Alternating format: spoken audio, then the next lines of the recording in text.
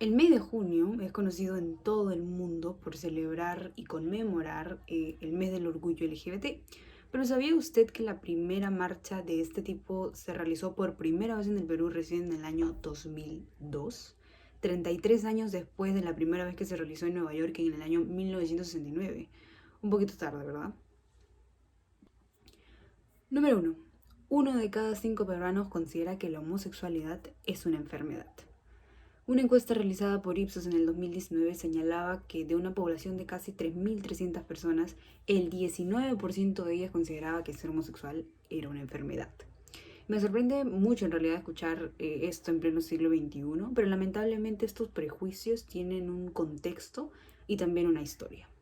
Para ser más específicos, a principios de los años 80 y durante toda la década de los 80, en realidad los debates de televisión siempre estaban acompañados en primera por un activista gay, que era quien ponía la cara, el rostro, también por un historiador que aportaba contexto, por un sacerdote que regía, y cito, señalaba los límites morales de la iglesia, y un psiquiatra.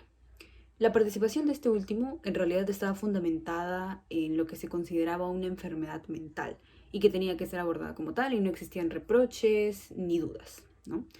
Entonces, frente a eso, no es sino hasta 1990 que la Asamblea General de la Organización Mundial de la Salud, la OMS, eliminó definitivamente a la homosexualidad de su lista de enfermedades psiquiátricas. Es por eso que incluso hoy en día, 30 años después, hay gente que sigue creyendo estas cosas. Número 2. Si se tuviera una empresa, el 37% de peruanos estaría poco o nada dispuesto a contratar a una persona trans y el 30% a contratar a una persona gay. Si bien la cifra no es tan alta, en realidad es preocupante que se le niegue a las personas trans la posibilidad de trabajar dignamente, sumado a todo esto la opresión y la humillación que reciben a diario estas personas. Y eso no es todo. En el área rural, la cifra de discriminación para la contratación de personas trans llega al 49%, o sea, casi la mitad de las personas que tendrían una empresa. Número 3.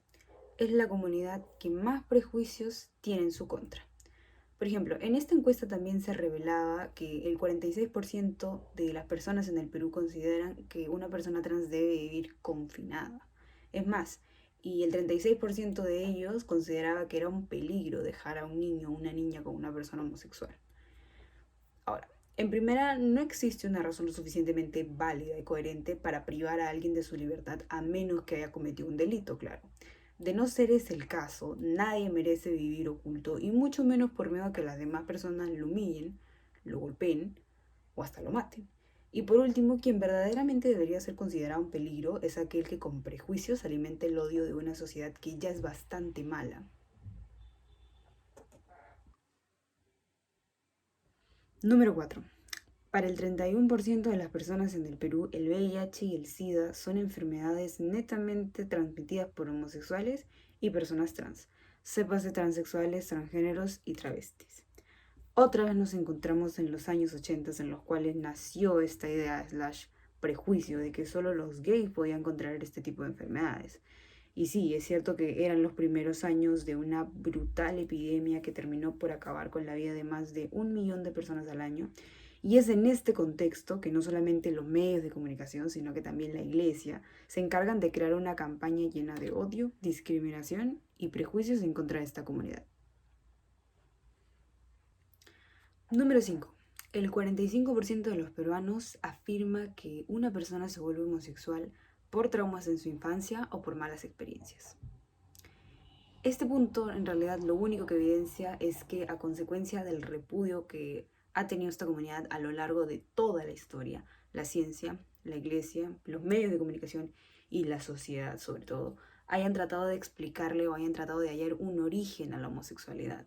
Y lo cierto es que una persona nunca elige volverse homosexual. O sea, es muy desatinado en realidad que decir que uno puede escoger su sexualidad en una sociedad tan cruel y tan conservadora como la nuestra.